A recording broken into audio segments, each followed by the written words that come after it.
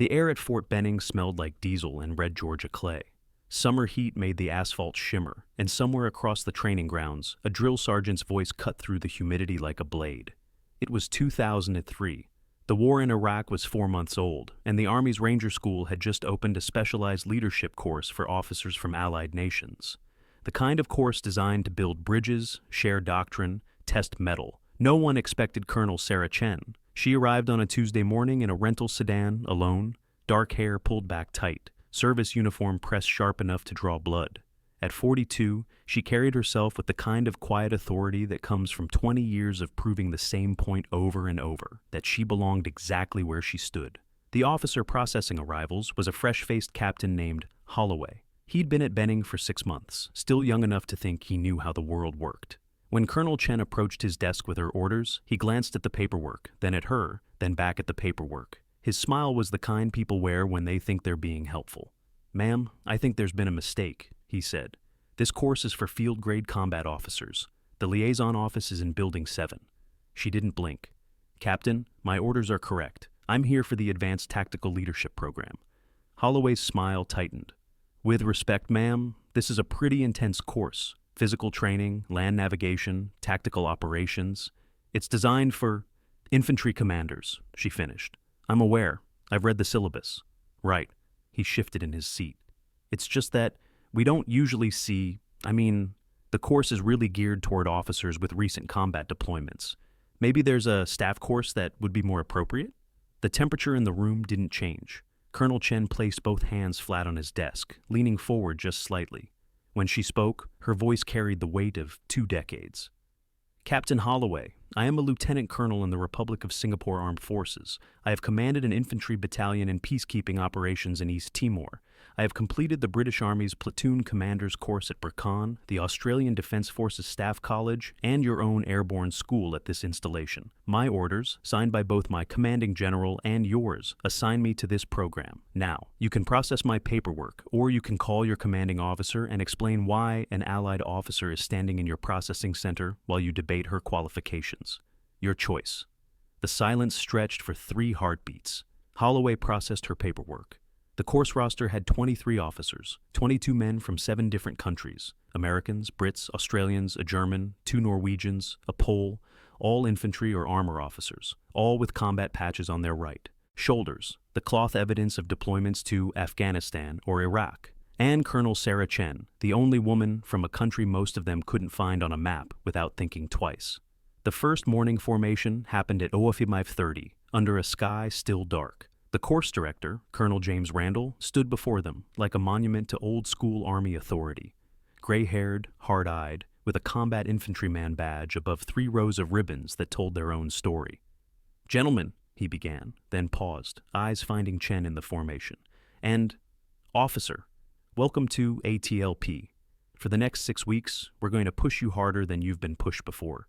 This isn't basic. This isn't your home country's officer school. This is about taking everything you think you know about leadership under fire and stress testing it until something breaks. Usually that something is you." He let that sit for a moment. "You're going to be tired. You're going to be hungry. You're going to question why you volunteered for this. That's the point.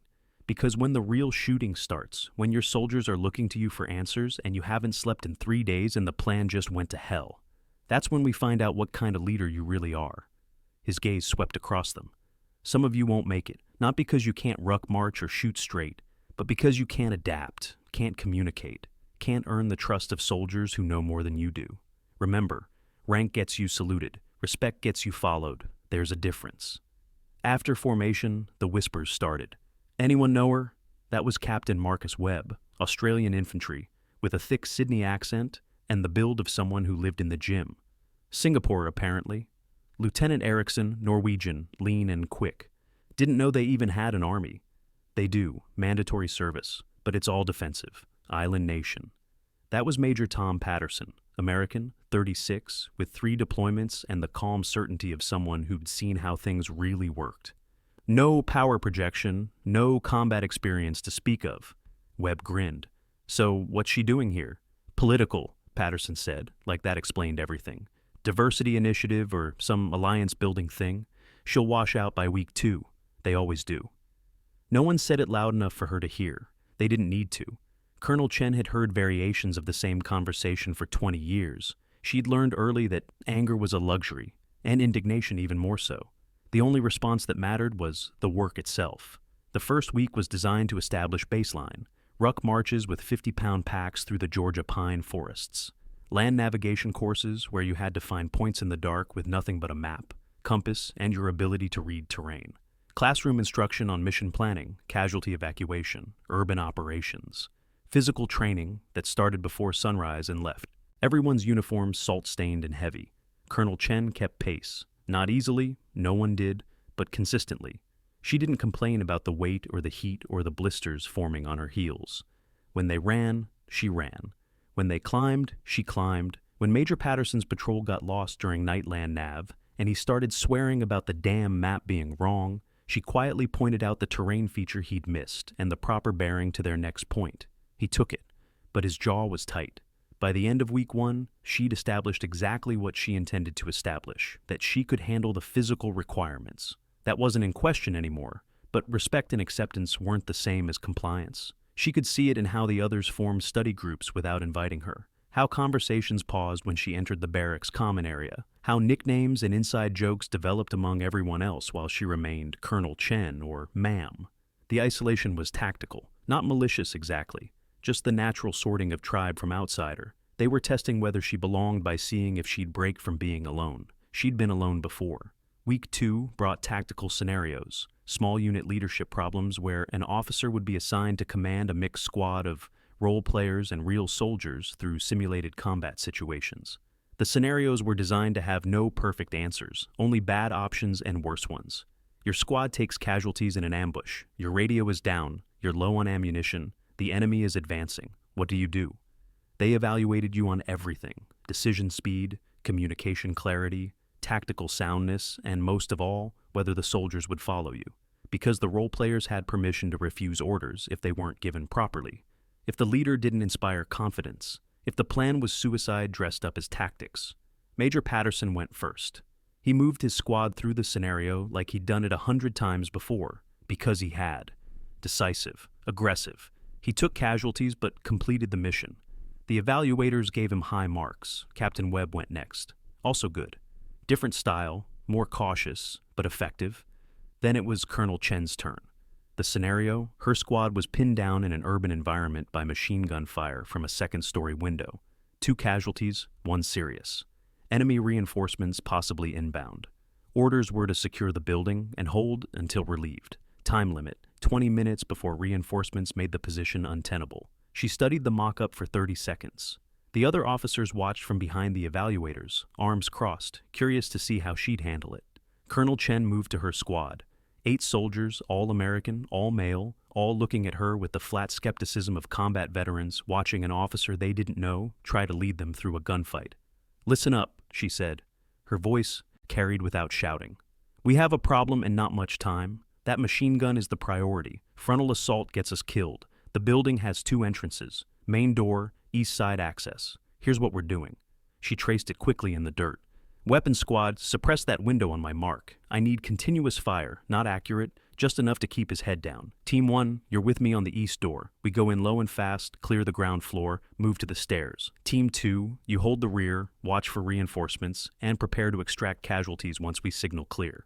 One of the soldiers, a sergeant with a thick mustache and jump wings, spoke up. "Ma'am, what if there's more than one shooter upstairs?" "Then we clear room by room, but we're not giving him time to reposition or get help. Questions?" Silence. "Good. Weapons squad, take position. Everyone else, on me." It happened fast. The scenario unfolded exactly as messy as real combat. Her suppression fire wasn't quite enough. Her entry team took simulated fire on the stairs. One of her soldiers got hit, and she had to adapt the plan mid-execution. But she kept moving, kept communicating, and when her team finally cleared the second floor and secured the machine gun position, she immediately transitioned to casualty collection and defensive positions. 16 minutes. The evaluators made notes. The soldiers nodded slightly, not approval yet, just acknowledgement that she knew what she was doing. Major Patterson wasn't impressed. "Textbook approach," he said later in the barracks. "No improvisation, she just ran it like a training manual." "She got it done," Lieutenant Erickson pointed out. Because the scenario was designed that way, real combat isn't that clean. You need instinct, not doctrine. Captain Webb joined in. Plus, did you see those soldiers? They were helping her along, going easy because she's... He didn't finish the sentence, but everyone knew what he meant. Colonel Chen, sitting alone across the room, reviewing her notes, heard every word. She'd learned long ago that defending yourself in moments like this only confirmed what they already thought. Better to let them talk. Better to let the work speak. The course escalated. Week 3 brought extended field operations, 72 hours in the woods with limited sleep, constant tactical problems, and stress positions designed to break your composure. They rotated leadership positions every 6 hours, so everyone had to lead exhausted soldiers through ambiguous missions while being watched and graded. Colonel Chen drew a night mission. Take your squad, infiltrate an objective 3 kilometers through dense forest, conduct reconnaissance, and extract without being detected by opposing forces. Standard patrol procedures. Except, you're on hour 56 of no sleep and your soldiers are barely functional. She gathered her squad in the woodline. They looked like ghosts, faces streaked with camouflage, paint, eyes red and hollow, movements slow and heavy. We're going to move slowly, she said quietly. I know everyone's tired. I need you functional more than I need you fast. We step deliberately, we stay quiet, and we support each other. If someone stumbles, catch them. If someone's not seeing clearly, be their eyes. We're a team or we're nothing. One soldier, a young private who looked about 19, raised his hand slightly. Ma'am, what if we can't make the timeline? Then we miss it. I'd rather bring everyone back safe and late than complete the mission and lose someone to a broken ankle or a noise compromise. This is training. Training keeps you alive so you can do it for real when it matters. Move with purpose, not with speed. They infiltrated, slow, careful. At one point, the private who'd asked the question stumbled over a root. 2 other soldiers caught him before he went down hard. Colonel Chen waited, made sure he was steady, then continued. They reached the objective 40 minutes behind schedule, but undetected. She conducted her reconnaissance, recorded the required information, and extracted her squad back to friendly lines. Mission complete, everyone intact. The senior evaluator, a grizzled sergeant major named Diaz who'd been running these courses for a decade, pulled her aside afterward. Colonel, you missed your timeline. Yes, Sergeant Major. You know that's an automatic deduction. Yes. He studied her for a moment. Those soldiers would walk through fire for you now. You know that, right? She met his eyes. I'd rather they walk around the fire, Sergeant Major. Fire doesn't care about loyalty. He almost smiled. Carry on, ma'am. But if the enlisted soldiers were starting to see her differently, the other officers weren't. To them, she'd just proven she couldn't handle pressure, couldn't make hard calls, couldn't prioritize mission over comfort. Major Patterson made sure everyone understood his assessment during the evening debrief. Real combat doesn't give you the luxury of being careful, he said. Sometimes you have to push through. Sometimes soldiers get hurt. That's the job. If you can't accept that, you shouldn't be leading infantry. Captain Webb agreed. She's treating them like they're fragile. That's not leadership. That's babysitting. Colonel Chen said nothing. She was learning that some arguments couldn't be won with words. Week 4 introduced the moral complexity scenarios. These weren't about tactics. They were about character. You'd be put in situations where regulations conflicted with reality, where orders didn't match the ground truth, where doing the right thing might cost you your career. Your commander orders you to secure a village, but intelligence suggests civilians are still inside. Your squad finds evidence that friendly forces committed a war crime. Your translator tells you the local elder is corrupt, but he's also your only source of information. What do? No right answers. In only consequences. Major Patterson's scenario involved detainee handling. He made his call quickly, prioritized the mission, justified his decision with tactical reasoning. Solid performance, very by the book. Colonel Chen's scenario was different. She was given command of a checkpoint. Intelligence indicated a vehicle-borne IED might attempt to breach. Rules of engagement were clear. Stop suspicious vehicles, use escalating force if they don't comply. During her shift, a vehicle approached at high speed, ignored warning signs, and continued advancing despite warning shots. The evaluators waited to see what she'd do. She gave the order to disable the vehicle with aimed fire at the engine block. The role-player vehicle stopped. When her soldiers approached, they found a civilian family. Father, mother, 3 children. The father was panicked, explained in broken English that his daughter was sick. He was rushing to the hospital. He didn't understand the checkpoint procedures. No bomb, just fear and a language barrier. The evaluators asked her to debrief her decision. I followed ROE, she said. But I also made a mistake in how we signaled the checkpoint. The warnings weren't clear enough for someone who might not understand them. A civilian got traumatized because we prioritized security over communication. Both things can be true. So you're second-guessing your decision? Asked Colonel Randall, the course director. I'm evaluating the outcome. The decision was sound given what I knew, but the system failed before I even made that call. Better signage, better translators, better community engagement. Those prevent the situation from happening. We can't control everything, but we can control what we build into our procedures. That's not your job as a tactical commander, Major Patterson interjected from the observer seats.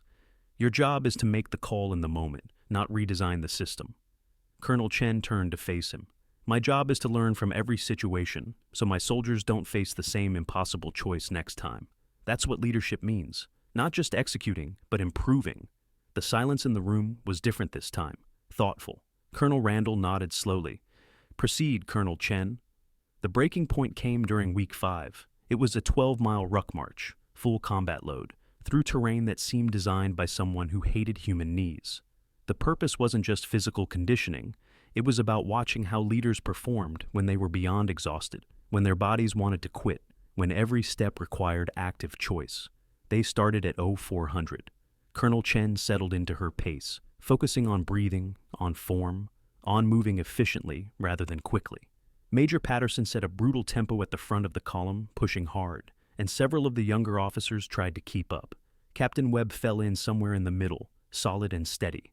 By mile 8, people were strung out. Thus, temperature was climbing into the 90s, humidity thick enough to drink.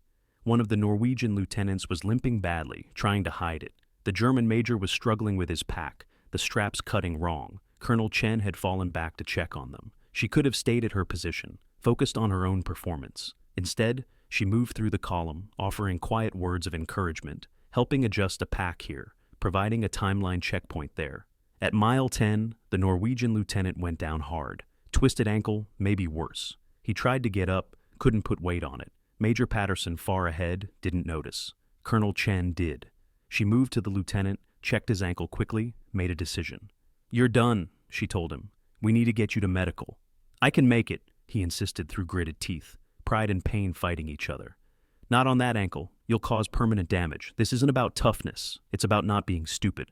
She signaled to the safety vehicle following the column, got him loaded, then rejoined the march. But helping him had cost her time. She'd dropped significantly back in the order. Major Patterson finished first. 12 miles in just under 2 hours, 30 minutes. Strong performance. He'd pushed himself and made good time.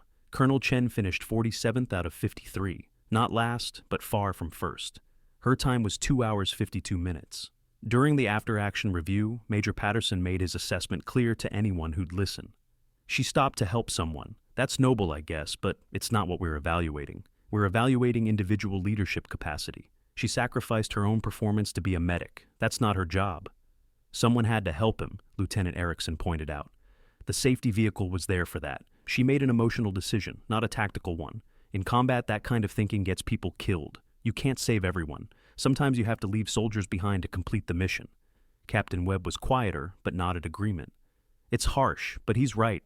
If you're the commander, you have to think bigger picture.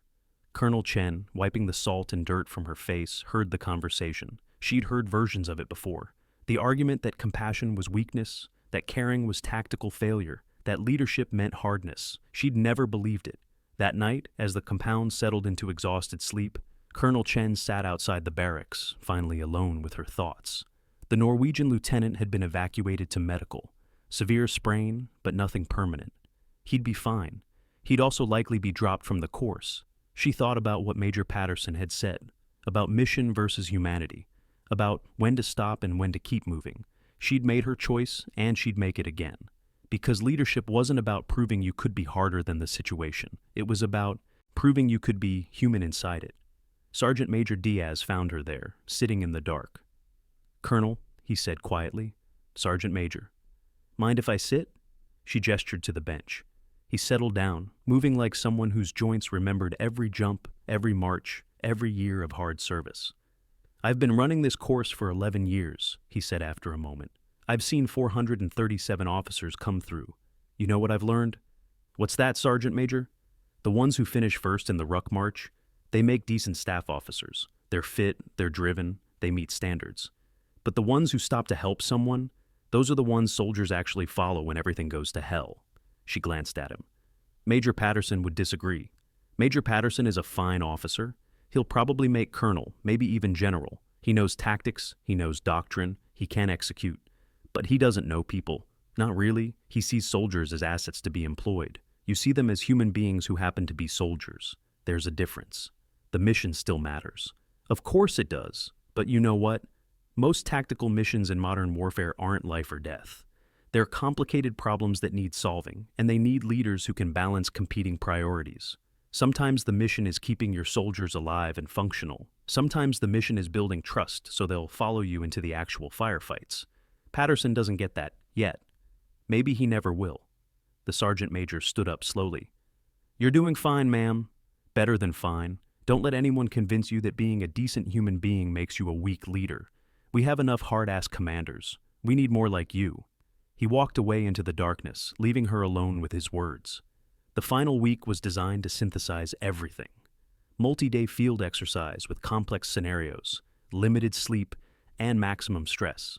Officers would rotate through leadership positions while being evaluated on every aspect of command: tactical competence, communication, adaptability, moral reasoning, and whether their soldiers trusted them. The capstone exercise was a hostage rescue scenario. Your patrol has located enemy combatants holding 3 civilian hostages in a compound. Intelligence is incomplete. You have limited time before they execute the hostages or reinforcements arrive. Plan and execute the rescue. Colonel Chen drew the leadership role for the final iteration. She had 12 soldiers under her command, all of them volunteers from the local infantry battalion, all with deployment experience. Men who'd seen real combat, who knew when an officer knew what they were doing and when they were faking it. She gathered them in cover 200 meters from the objective. Here's what we know, she said, keeping her voice low. 3 hostages, unknown number of enemy, fortified compound with multiple rooms. We have 15 minutes before the scenario clock expires. Here's what we don't know. Exact enemy strength, hostage location, whether the building is rigged with explosives. She looked at each soldier. I need your experience. You've done this before. What am I missing? A staff sergeant named Rodriguez spoke first. Ma'am, in Mosul we had a similar setup. Building that size usually has 3 to 5 fighters, but they'll position them to cover all approaches. If we go in loud, they'll execute the hostages immediately. Agreed, so we go in quiet? Partially. That was a specialist named Kim. We need a diversion at one entry point while the main element hits another, split their attention, reduce reaction time. Colonel Chen nodded, already adjusting her mental plan.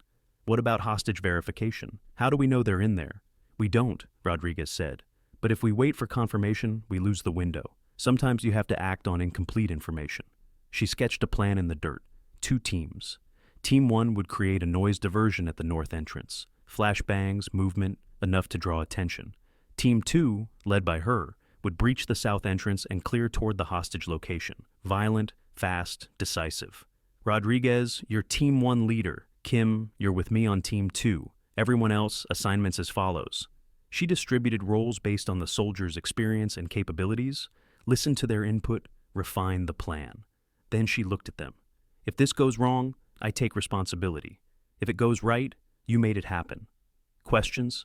None. Then, let's bring them home. The scenario unfolded in chaos. Team 1's diversion worked perfectly, drawing enemy role players to the north side. Team 2 breached and cleared, moving through the compound with practiced efficiency.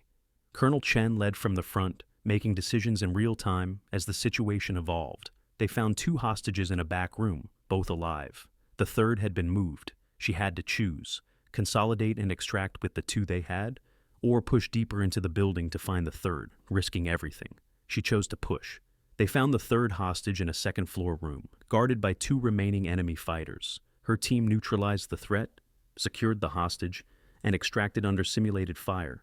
All hostages alive. 2 of her soldiers took simulated casualties, but nothing catastrophic. Mission complete. 11 minutes elapsed. The evaluators called halt. The soldiers from her team gathered around her, and one of them, Rodriguez, said something she hadn't expected. Ma'am, that was good work. Not good work for a woman. Not good work considering. Just good work. She nodded. You made the call on the breach timing. That's what got us through. You made the call to go for the third hostage. That took guts. The rest of the team nodded agreement. In their eyes, she saw something that hadn't been there before. Not tolerance, not acceptance. Respect. The final day of the course was graduation. All 53 officers who'd started were present, but only 41 had completed all requirements. Colonel Chen stood in formation, service uniform immaculate, as Colonel Randall addressed the group. You came here from different countries, different backgrounds, different experiences. Some of you arrived thinking you knew what leadership meant. Most of you learned you were wrong. That's the point. Leadership isn't about having all the answers. It's about asking the right questions, building the right teams, and making the hard calls when everything's uncertain. He paused, looking across the formation. This course evaluated you on tactics, on physical fitness, on technical competence. But what we were really measuring was character, because tactics can be taught, fitness can be trained, but character, that's what you bring to the fight. That's what soldiers follow. His eyes found Colonel Chen in the formation. One officer in this course was questioned before we even started, questioned about qualifications, about experience, about whether they belonged here. That officer could have quit, could have taken the easy assignment, could have decided that proving a point wasn't worth the cost. He held up a folder. Instead, that officer finished in the top 15% academically, led the most effective hostage rescue scenario we've seen in 3 years, and earned the respect of every soldier they commanded, which is worth more than any score. Colonel Randall stepped forward. Colonel Sarah Chen, front and center. She moved from the formation, crisp and composed. When she reached him, he held out a certificate and a small patch. The course insignia, subdued and simple. You came here to prove you belonged, he said quietly so only she could hear. You succeeded, but more than that, you showed 22 other officers what real leadership looks like. That might be worth more than any credential. She took the certificate, saluted, returned to formation. After the ceremony, the other officers gathered in small groups, shaking hands, exchanging contact information, making plans to stay in touch. Colonel Chen stood slightly apart, as she'd stood for 6 weeks. Major Patterson approached her. For a moment, neither spoke. Then he extended his hand. I was wrong about you, he said. I thought being hard was what made a good leader. You taught me it's more complicated than that. She shook his hand. We're all learning, Major. That's why we're here. Still, I owe you an apology for the comments, for the assumptions, for making this harder than it needed to be. Accepted. But you don't owe me anything. You challenged me. That made me better. He nodded slowly. Are you heading back to Singapore? Next week. You? Fort Campbell, Battalion Command. He hesitated. If you're ever in the States again, look me up. I'd like to hear how you apply this stuff in your army. I will. He walked away. Captain Webb came next, then Lieutenant Erickson, then others. One by one, the officers who'd questioned her presence now asked for her contact information, her insights, her perspective. Not because she'd proven she could keep up, but because she'd shown them something they hadn't seen before.